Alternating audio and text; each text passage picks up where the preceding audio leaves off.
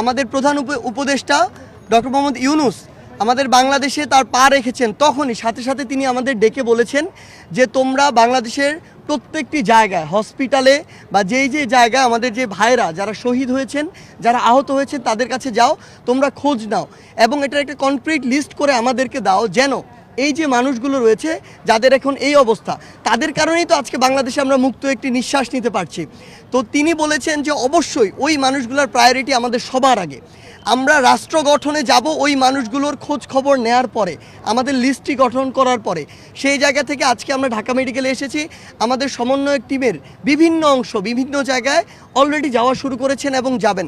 আমরা স্পষ্ট করে আপনাদের মাধ্যমে জানিয়ে দিতে চাই, আমাদের যে ভাইরা যাদের আমরা এতদিন যতটুকু খোঁজ নেওয়া প্রয়োজন ছিল আমরা নিতে পারিনি, আজ থেকে সে ভাইদের দায়িত্ব আমরা নিচ্ছি।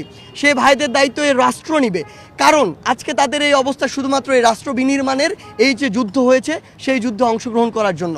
তারা এই 24-এর যুদ্ধের এক একজন শহীদ, এক একজন যোদ্ধা, এক একজন তারা তাদের জায়গা থেকে নেতা। আমরা শুধু এগুলো সমন্বয় করেছি, কিন্তু তারা জীবন দিয়েছে বলে আমাদের রক্তে ওই তাড়নাটা এসেছে যে না, আমাদের কিছু করতে হবে, আমরা রাজপথে নেমেছি। সেই জায়গা থেকে আমরা স্পষ্ট করে বলতে চাই যে আমরা বরাবরই অসংখ্য শো অফ দেখেছি রাজনীতির মাঠে। আসলে যে আশা হয় কয়েকজনকে দেখে চলে আসা হয়, আমরা সেটি করতে আসিনি। আমরা আপনাদেরকে শুধু আমাদের বার্তাটি জানিয়ে দিলাম। আপনারা এখন আপনাদের জায়গা থেকে এইখানে যে ভিড়টি হচ্ছে, এটা আমরা প্রত্যাশা করি না একটা মেডিকেল কলেজের সামনে ভিড়টি হোক। সেই জায়গা থেকে আমরা ছোট্ট করে টিম ভাগ করে দিব। ওই টিমগুলো নিজেদের দায়িত্বে তাদেরকে ওয়ার্ড হসপিটাল ভাগ করে দেওয়া হবে, তারা যাবে এবং ওই যে লিস্টটি, সেই লিস্টটি করা হবে।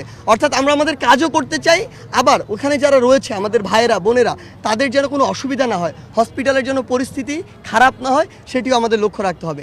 সেই জায়গা থেকে আপনাদেরকে ধন্যবাদ এবং আপনাদের কাছে আরেকটি চাওয়া আমাদের, আপনাদের কাছে যদি এরকম কোনো তথ্য থাকে, যেই তথ্যটি দিয়ে আপনারা আমাদেরকে সহযোগিতা করতে পারবেন, অনুগ্রহ করে আমাদেরকে এটি দিবেন। আমরা কথা দিচ্ছি, আমাদের ভাইরা সুস্থ হয়ে বাড়ি না যাওয়া পর্যন্ত আমাদের এই যে রাজপথে নেমে আসা ভাইদের খোঁজে, বোনদের খোঁজে, সেটি থামবে না। ধন্যবাদ। এই যে বাংলাদেশের স্বাস্থ্যখাতের ধস, এইটার পেছনে রয়েছে একটি স্বৈরাচারী সরকার। আমি সরকার বলতে চাই না তাকে, একটি স্বৈরাচারী সন্ত্রাস, এবং সেই সন্ত্রাসের সাথে তাদের যে দোসররা আছে, তাদের চালানো ফ্যাসিজম, তাদের চালানো গণহত্যা, তাদের চালানো হলো ক্র্যাকডাউন। সেই ক্র্যাকডাউনের ফলে বাংলাদেশের স্বাস্থ্যখাত আজ ভেঙে পড়ছে। কিন্তু আপনারা জানেন যে আমাদের নতুন যে অন্তর্বর্তীকালীন সরকার গঠিত হয়েছে, তারা বদ্ধপরিকর। তারা বলেছেন যে এই যে যতজন অসুস্থ হয়েছে, আহত হয়েছে এবং যারা নিহত হয়েছে, তাদের দায় রাষ্ট্রই নিবে।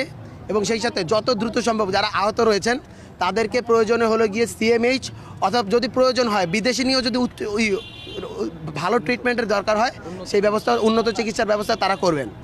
ডক্টর মোহাম্মদ ইউনূস প্রথম দিন এয়ারপোর্টে ল্যান্ড করে উনি যে বিষয়টি প্রথমে অ্যাড্রেস করেছেন, ইনফ্রাস্ট্রাকচার থেকে আমাদের দেশের মানুষ বেশি গুরুত্বপূর্ণ।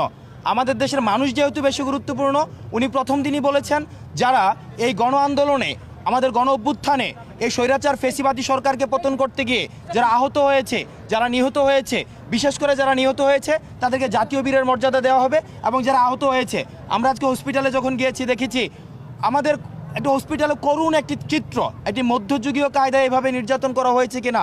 ৭১-এ প্রথম স্বাধীনতা যুদ্ধ পাকিস্তানি বর্বর এভাবে মনে হয় গুলি চালায়নি, সেটা আমরা দেখিনি। কিন্তু আজকে আমরা যখন দেখছি সেটা আমাদের হৃদয় কেঁপে ওঠে। আমাদের অন্তর্বর্তীকালীন সরকারের প্রধান উপদেষ্টা উনি প্রতিশ্রুতি দিয়েছেন যে যারা আহত হয়েছেন তাদেরকে সিএমএইচে, প্রয়োজন অনুযায়ী সিএমএইচে এবং প্রয়োজন অনুযায়ী বিদেশে নেওয়ার ব্যবস্থা করা হবে এবং পরবর্তীতে সুস্থতার পরে তাদেরকে কর্মসংস্থানের ব্যবস্থারও রাষ্ট্র